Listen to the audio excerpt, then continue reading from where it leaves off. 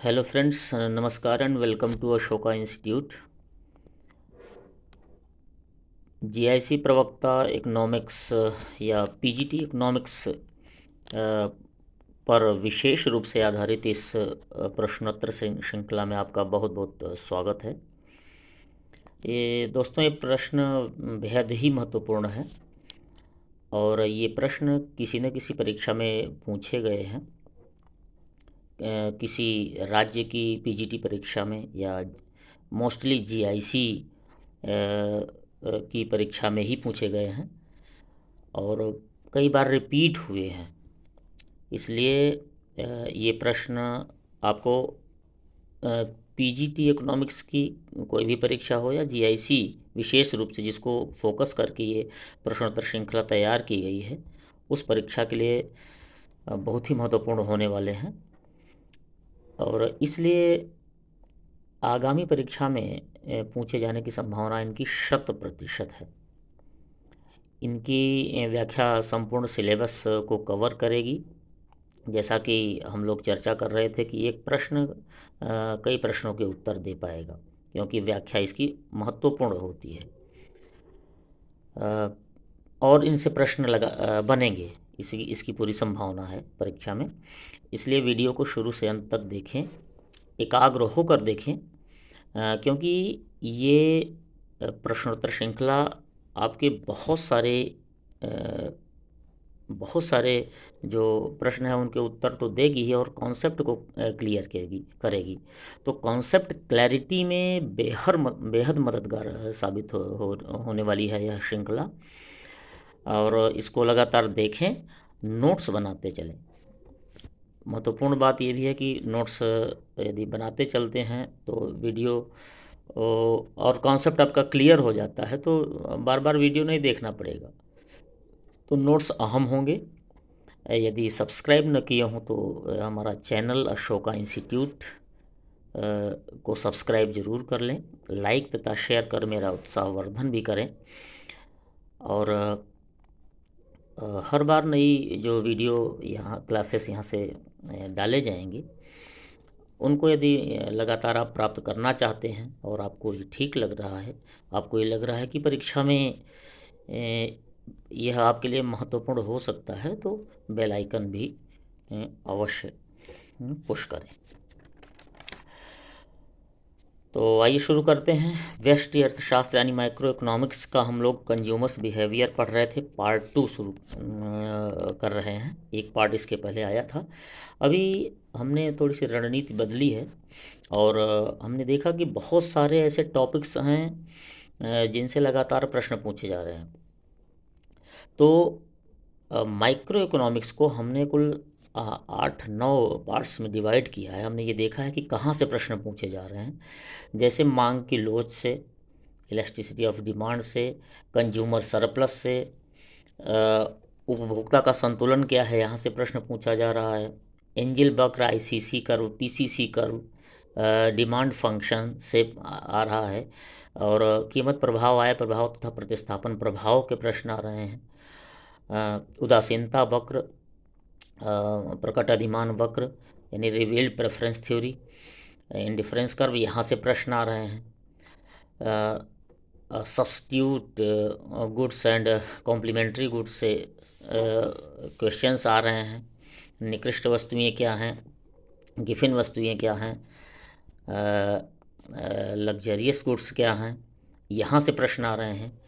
मांग के निर्धारक तत्व क्या हैं, मांग की वृद्धि क्या है, विस्तार क्या है। तो इस तरह से ये प्रश्न आ रहे हैं। तो हमने निर्णय लिया है कि इन कुल 8-9 खंडों में इसको अलग अलग प्रश्नोत्तर श्रृंखला बनाई जाए, तो ये ज़्यादा अहम होगा और एक दूसरे से लिंकेज भी हो जाएगा। तो इस कड़ी में पार्ट 2 के जो दूसरा पार्ट है उसमें कुल उपयोगिता, सीमांत उपयोगिता और औसत उपयोगिता, इनसे लगातार प्रश्न पूछे जाते रहे हैं। तो इस वजह से और ये जो तीनों कॉन्सेप्ट्स हैं, इन कॉन्सेप्ट्स का उपयोग आगे माइक्रो इकोनॉमिक्स में कंज्यूमर्स बिहेवियर में लगातार होता रहा है। चाहे वो मार्शल हों, चाहे वो रिवील्ड प्रेफरेंस थ्योरी में सैमुएल्सन हों, इन दोनों ने इसका उपयोग किया है। और चाहे अनतिमान वक्र का विश्लेषण हो। तो इस वजह से सबसे पहले इस बेसिक चीज़ को देखते हैं कि ये कुल उपयोगिता, सीमांत उपयोगिता और औसत उपयोगिता से जो प्रश्न बने हैं वो कैसे बने हैं और ये दरअसल है क्या। पहला प्रश्न है, सीमांत उपयोगिता की अवधारणा को विकसित किया। सीमांत उपयोगिता यह बहुत ही अहम प्रश्न है। और सीमांत उपयोगिता की अवधारणा को विकसित किसने किया, ये जानने से पहले आप ये देखें कि सीमांत उपयोगिता है क्या। सीमांत उपयोगिता क्या है? किसी वस्तु की एक अतिरिक्त इकाई के उपभोग से कुल उपयोगिता में होने वाली वृद्धि सीमांत उपयोगिता है। अब कुल उपयोगिता में जैसे मान लीजिए कुल उपयोगिता 10 है और कुल उपयोगिता से कुल जो संख्या है, कुल वस्तुओं की जो संख्या है उससे एक संख्या कम, जैसे मान लीजिए 10 कुल वस्तुएं हैं उपयोग में की जा रही हैं, उपयोग 10 किया जा रहा है, तो यदि MU निकाला जाए और मार्जिनल यूटिलिटी ऑफ, यदि हम ये 10 किया जाए, मार्जिनल यूटिलिटी केवल निकाली जाए, तो टोटल यूटिलिटी n, यानी मान लीजिए 10 है तो 10 माइनस टोटल यूटिलिटी n-1, यानी टोटल में से एक कम, यानी 9, TUN माइनस TUN-1, यानी 10 में से 9 1, यानी ये हो गया टोटल यूटिलिटी ऑफ 1। इसका अर्थ ये है कि मार्जिनल यूटिलिटी जो है अंतिम इकाई के उपभोग से, वस्तुओं की कई इकाइयाँ उपभोग की जा रही हैं तो उनमें से अंतिम इकाई के उपभोग से जो प्राप्त उपयोगिता है, दैट इज सीमांत उपयोगिता, मार्जिनल यूटिलिटी। और इसका फार्मूला होगा कि MUN is equal to MU is equal to TUN minus TUN-1। जैसे n 10 है तो n-1 यानी 9 हो जाएगा, ये फार्मूला है। तो अतिरिक्त इकाई के उपभोग से जो कुल उपयोगिता में वृद्धि होगी उसे सीमांत उपयोगिता कहेंगे। ये सीमांत उपयोगिता है। कुल उपयोगिता क्या है? यानी टोटल यूटिलिटी। उपभोग की क्रिया में पहली से लेकर अंतिम इकाई के उपभोग तक जितनी भी इकाइयां हैं, प्रत्येक इकाई से मिलने वाली उपयोगिता का कुल योग जो है टोटल यूटिलिटी है। यानी इसको एक तरह से कह सकते हैं कि सीमांत उपयोगिताएं जो हैं उनका योग टोटल यूटिलिटी है, समस्त इकाइयों से प्राप्त उपयोगिता TU है। औसत उपयोगिता, ये जो तीसरी कॉन्सेप्ट है, औसत उपयोगिता सिंपली एक एवरेज नंबर है। यानी कुल उपयोगिता में यदि हम जो उपभोग की गई इकाइयां हैं उनकी संख्या से भाग दे दें तो AU आ जाएगी। यानी AU is equal to TU/N। यहाँ N जो है उपयोगिता, उपभोग की गई इकाइयाँ हैं किसी वस्तु की। तो इस तरह से आपने देखा कि टोटल यूटिलिटी क्या है, मार्जिनल यूटिलिटी क्या है और AU क्या है। लेकिन इन तीनों में आप देखेंगे कि सर्वाधिक जो महत्वपूर्ण है वो मार्जिनल यूटिलिटी है और इसी का प्रयोग मार्शल करते हैं। आगे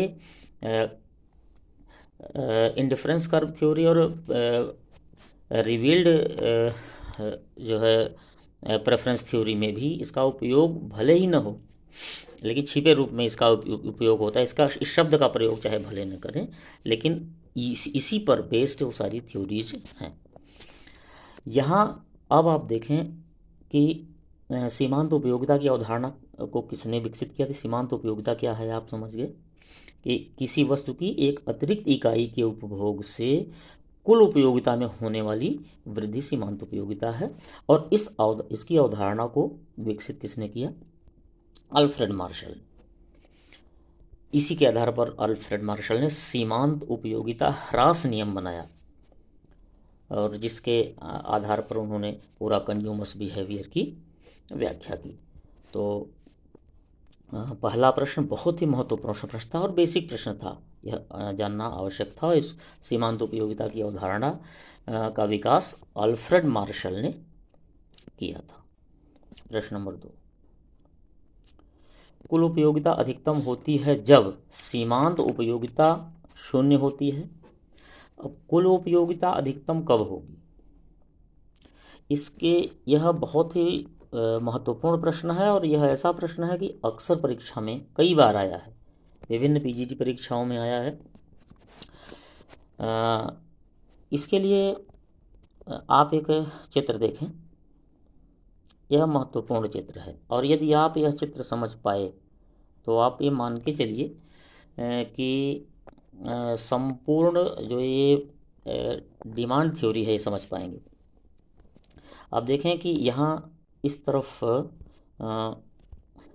ये टोटल यूटिलिटी और मार्जिनल यूटिलिटी एक्स एक्सिस पर है, वाई एक्सिस पर है, एक्सिस पर हैं वस्तु की इकाइयाँ कुल कितनी वह उपभोग करता है उपभोक्ता। आप देखें कि यह टी यू कर्व है और यह जो है मार्जिनल यूटिलिटी कर्व है, एम यू कर्व है। टी यू कर्व की यह स्थिति और मार्जिनल यूटिलिटी कर्व की यह स्थिति है। अब जैसे जैसे मार्जिनल यूटिलिटी कर्व बढ़ रहा है, एक पॉइंट आता है यहाँ जहाँ की marginal utility M U curve सबसे हाईएस्ट पॉइंट पे होता है और इस मार्जिनल यूटिलिटी कर्व के हाईएस्ट पॉइंट पर यहाँ यानी इसके ठीक सीधे यहाँ टोटल यूटिलिटी कर्व यहाँ तक बढ़ती हुई दर से बढ़ रहा है, यानी आप देखें कि ऊपर की ओर जा रहा था। लेकिन जहाँ यहीं से एम यू कर्व नीचे आता है तो टोटल यूटिलिटी कर्व जो है यहीं से बढ़ता तो है लेकिन घटती दर से बढ़ता है। बढ़ोतरी हो रही है लेकिन घटती दर से बढ़ोतरी हो रही है। देखिए आप बढ़ रहा है, ये यदि आप लंबाई देखें तो इसकी लंबाई लगातार बढ़ रही है। इसका अर्थ ये है कि टोटल यूटिलिटी बढ़ रही है लेकिन घटती दर से बढ़ रही है, उस रेट से नहीं बढ़ रही है। मतलब ये है कि ये जो एम यू कर्व है यही डिसाइड कर रहा है कि टी यू यानी टोटल यूटिलिटी कैसे बढ़ेगी, कितनी बढ़ेगी। एक स्थिति आती है ई पॉइंट पर जहाँ पर टोटल यूटिलिटी मैक्सिमम हो जाती है। जहाँ टोटल यूटिलिटी मैक्सिमम है वहाँ आप देखिए मार्जिनल यूटिलिटी क्या है, ये कर्व, ये पॉइंट है। यहाँ मार्जिनल यूटिलिटी ज़ीरो हो जाती है, यानी मार्जिनल यूटिलिटी शून्य होने का अर्थ है कि टोटल यूटिलिटी का मैक्सिमम स्तर। इसके बाद क्या होगा, मार्जिनल यूटिलिटी माइनस होगी, नीचे जाएगा तो टोटल यूटिलिटी यहाँ से घटना शुरू हो जाएगी, नीचे आना शुरू हो जाएगी। यानी अभी तक बढ़ रही थी टोटल यूटिलिटी बढ़ती हुई दर से जब तक कि मार्जिनल यूटिलिटी जीरो नहीं हो गई थी। जीरो से नीचे माइनस होती है यदि मार्जिनल यूटिलिटी तो टोटल यूटिलिटी घटने लगती है। इसका अर्थ ये है कि मार्जिनल यूटिलिटी ही वो कर्व है जो टोटल यूटिलिटी को डिसाइड कर रहा है। अब आप देखेंगे इस प्रश्न का उत्तर क्या होगा कि कुल उपयोगिता अधिकतम होती है जब सीमांत उपयोगिता शून्य होगी। कुल उपयोगिता टोटल यूटिलिटी अधिकतम होगी जब सीमांत उपयोगिता क्या है, टोटल यूटिलिटी मैक्सिमम ई पर है, जब सीमांत उपयोगिता क्या है, जीरो है। तो इस तरह से प्रश्न का उत्तर होगा कि कुल उपयोगिता अधिकतम होगी जब सीमांत उपयोगिता शून्य है। पहला इसका सही जवाब होगा पहला ऑप्शन, राइट। तो इस चित्र को आप बार बार देखें और यह बहुत बेसिक और बहुत ही महत्वपूर्ण चित्र है। प्रश्न नंबर 3 है मोड़ पर सीमांत उपयोगिता। मोड़ अभी आपने चित्र में देखा, ये है मोड़, इस पर सीमांत उपयोगिता क्या होगी, मार्जिनल। अभी हमने कहा कि मार्जिनल यूटिलिटी कर्व यदि आप देखेंगे यहाँ तो मार्जिनल यूटिलिटी कर्व यहाँ इस मोड़ के पॉइंट पे यहाँ से ये अधिकतम होता है, मैक्सिमम होता है। यानी इस प्रश्न का जवाब इसी महत्वपूर्ण चित्र में है। यानी जो एम यू कर्व है ये मैक्सिमम होता है कहाँ, मोड़ पे। तो मोड़ पर सीमांत उपयोगिता क्या होगी, अधिकतम होगी। तो अधिकतम होती है ये, इसका बी ऑप्शन सही होगा, राइट। क्वेश्चन नंबर 4, खाली स्थान भरिए यदि MU सीमांत उपयोगिता है। अच्छा, इसमें एक चीज़ टाइप नहीं हुआ है। क्वेश्चन है कि सिग्मा 1 और N MU is equal to what, यानी मार्जिनल यूटिलिटी सिग्मा, यानी सारे मार्जिनल यूटिलिटीज़ का जो टोटल है वो क्या होगा। अभी चर्चा हुई थी कि सभी टोटल यूटिलिटी क्या होती है, समस्त यूटिलिटीज़ का योग होती है, जिसको आप कह सकते हैं समस्त मार्जिनल यूटिलिटीज़ का योग होती है। यानी जितनी मार्जिनल यूटिलिटीज़ हैं उनको प्लस करते जाएंगे तो जो नंबर आएगी दैट इज़ टोटल यूटिलिटी। तो यहाँ टोटल यूटिलिटी होगा, क्वेश्चन नंबर सी सही होगा कि मार्जिनल यूटिलिटी का जो सिग्मा मीन्स ये यानी MU का, सारे MUs का, सारे यूटिलिटीज़ का योग। तो सारे यूटिलिटी यानी एक एक यदि इकाई की यूटिलिटी को देखें तो वो उसको कह सकते हैं MU भी, यानी मार्जिनल यूटिलिटीज सबकी। तो इस तरह से चाहे सारी यूटिलिटीज़ कहिए चाहे सभी समस्त मार्जिनल यूटिलिटीज का जो सिग्मा एंड टोटल है दैट इज़ टोटल यूटिलिटी। तो इसका आंसर होगा कुल सीमांत उपयोगिताओं का योग टोटल यूटिलिटी है। Question number 4, question number 5, classical अर्थशास्त्री जल हीरा विरोधाभास को नहीं सुलझा पाए क्योंकि वे भेद नहीं कर सके। सबसे पहले आप ये देखें जल हीरा विरोधाभास क्या है। क्लासिकल अर्थशास्त्रियों का ये मानना था कि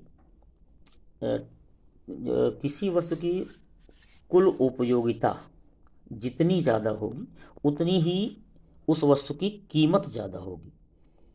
यानी उन्होंने उपयोगिता के आधार पर कीमत निर्धारित करना बताया। तो इस हिसाब से आप देखें तो जल जो है उसकी बड़ी उपयोगिता है, उसके बिना जीवन संभव नहीं है, तो उसकी कीमत ज़्यादा होनी चाहिए, लेकिन जल की कीमत कुछ नहीं है, लगभग शून्य के बराबर है। तो ये तो विरोधाभास हो गया। इसी तरह से हीरा जिसकी उपयोगिता 0 के बराबर, उसकी कोई उपयोगिता नहीं है लेकिन उसकी कीमत बहुत ज़्यादा है, तो ये भी विरोधाभास हो गया। इसे ही जल हीरा विरोधाभास कहा जाता है। क्लासिकल अर्थशास्त्री यहाँ फेल हो गए क्योंकि उन्होंने टोटल यूटिलिटी की बात की। उन्होंने टोटल यूटिलिटी की बात की लेकिन उनके समय में मार्जिनल यूटिलिटी का कॉन्सेप्ट नहीं था। यह कॉन्सेप्ट बाद में आया और इसी कॉन्सेप्ट ने इनके इस विरोधाभास को दूर किया। तो वो इसलिए नहीं सुलझा पाया क्योंकि मार्जिनल यूटिलिटी भी इसमें आंसर सही होगा। मार्जिनल यूटिलिटी और टोटल यूटिलिटी के जो बीच भेद नहीं कर पाए, वो ये मार्जिनल यूटिलिटी की कॉन्सेप्ट बता नहीं पाए थे और जिसके कारण जो है वो ये जल हीरा विरोधाभास को सुलझा नहीं पाए थे। तो इस तरह से ये 5वां प्रश्न। छठा, उपयोगिता एक मनोवैज्ञानिक विचार है इसलिए इसकी गणनावाचक माप की जा सकती है। फिर उपयोगिता एक मनोवैज्ञानिक विचार है। दरअसल उपयोगिता यानी संतुष्टि क्या है, एक मनोवैज्ञानिक विचार है।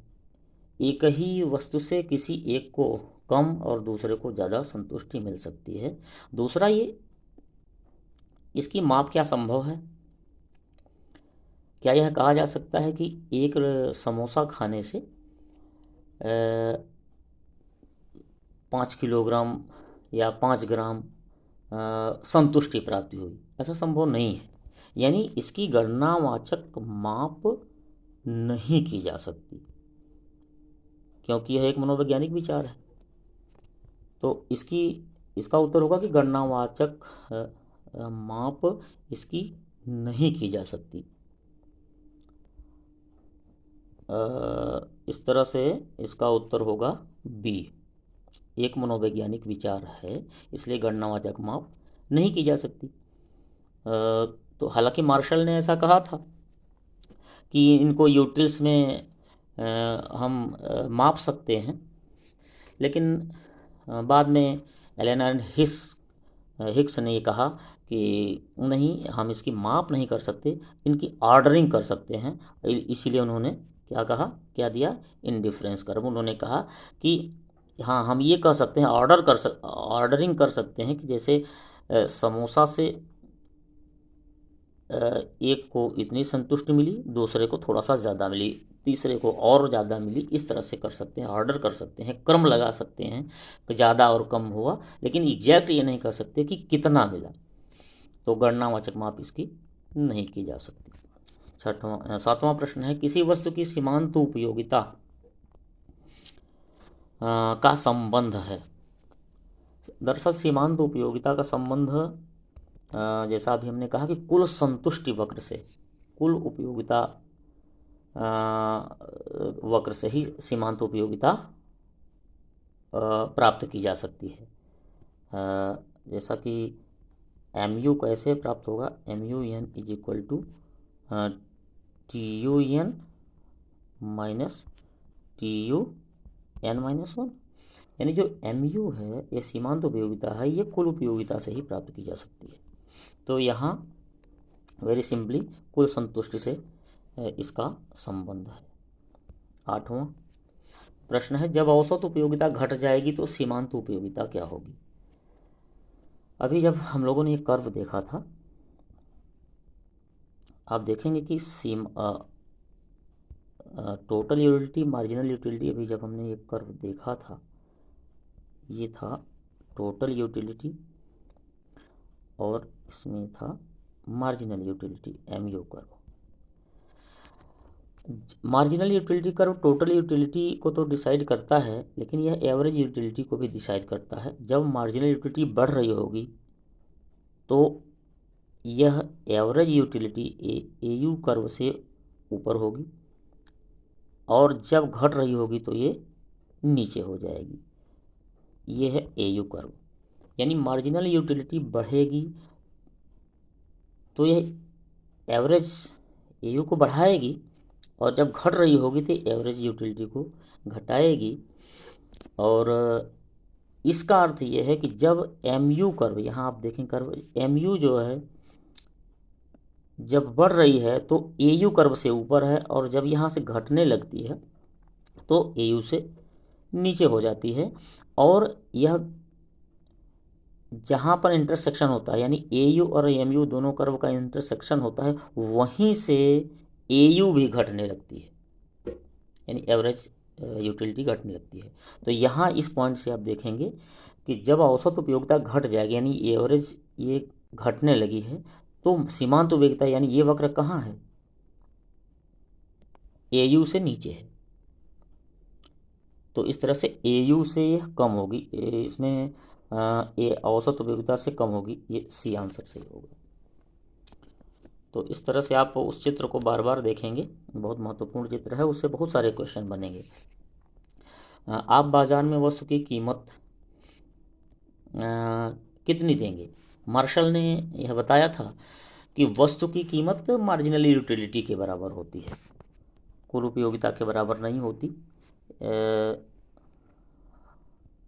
इसलिए उसकी कुल ए है उसकी उपयोगिता के बराबर, उसकी सीमांत उपयोगिता के बराबर, और उसकी सीमांत उपयोगिता यानी बी सही है। वस्तु की कीमत जो है एम यू से डिसाइड होगी, जैसा कि हीरा और जल विरोधाभास में ये आया, टी यू के नहीं बल्कि एम यू के बराबर होगी। अंतिम प्रश्न है 10वां प्रश्न, एक उपभोक्ता के रूप में आप ज़्यादा से ज़्यादा वस्तुएं खरीदेंगे, उत्पादन लागतें कम करेंगे, अधिक से अधिक वस्तुएं बनाएंगे, या उपयोगिता को अधिकतम करेंगे। दरअसल अर्थशास्त्र यह कहता है कि उपभोक्ता एक विवेकशील प्राणी है। तो जब एक विवेकशील प्राणी है तो विवेकशीलता क्या कहती है कि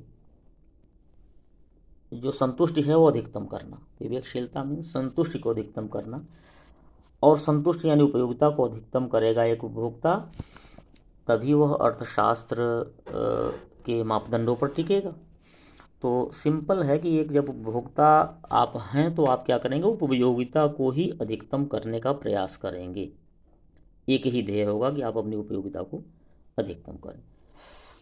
इस तरह से यह अंतिम प्रश्न हुआ। लगातार अब ये हम इस प्रश्नोत्तर श्रृंखला के साथ उपस्थित होंगे। आप देखेंगे कि आप जो ये प्रश्न हैं ये महत्वपूर्ण प्रश्न हैं और बेहद संभावना, 100% संभावना है कि अगली GIC PGT जो परीक्षा होने वाली है अर्थशास्त्र की, उसमें आपको इसमें से अनेक प्रश्न मिलेंगे और ये प्रश्न किसी न किसी परीक्षा में आए भी हुए हैं और उन प्रश्नों के जो संभावित प्रश्न हैं जो बन सकते हैं उनको छांट के क्लासीफाई करके आपके सामने प्रस्तुत किया जा रहा है। और मुझे पूरी उम्मीद है कि ये प्रश्न और इन प्रश्नों की व्याख्या से आप लाभान्वित होंगे और निश्चित ही आप अपने मिशन में कामयाब होंगे। तो हमारे चैनल को आप लगातार वॉच करिए और न सब्सक्राइब किए हों तो कर लीजिए। मैं प्रयास करूंगा कि आपको एथेंटिक मटेरियल और क्वालिटेटिव मटेरियल प्रोवाइड करते रहें। बहुत बहुत धन्यवाद।